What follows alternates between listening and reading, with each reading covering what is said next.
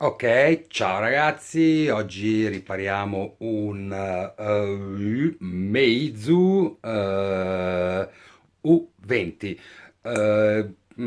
Telefono interessante, da riparare un po' svangato, perché c'è anche il contorno rotto, però questo dobbiamo cambiare soltanto il vetro, il touch e l'LCD. La parte posteriore è svangata anche quella, però se la tiene così a quanto pare. E niente che dire, un solito lavoro, insomma, di riparazione. Detto questo, come al solito, arrivati a questo punto, vi ricordo di iscrivervi al canale se non l'avete già fatto, di lasciare un like al video, che è sempre apprezzato, e di, se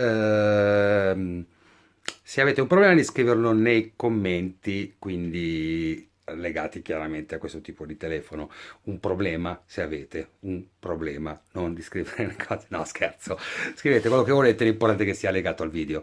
Altra cosa, ripeto, adesso lo sto riprendendo in tutti i video: se avete un telefono che io non ho mai riparato, quindi non c'è un video sul mio canale YouTube, in questo caso, allora, parliamo di top di gamma, comunque di telefoni di recente uscita, non roba vecchia, che va cambiato il vetro, la batteria, quelle cose lì. Sto facendo una politica del tipo: voi mi mandate il telefono e il ricambio insieme, le due cose insieme, e io vi cambio il pezzo con 35 euro.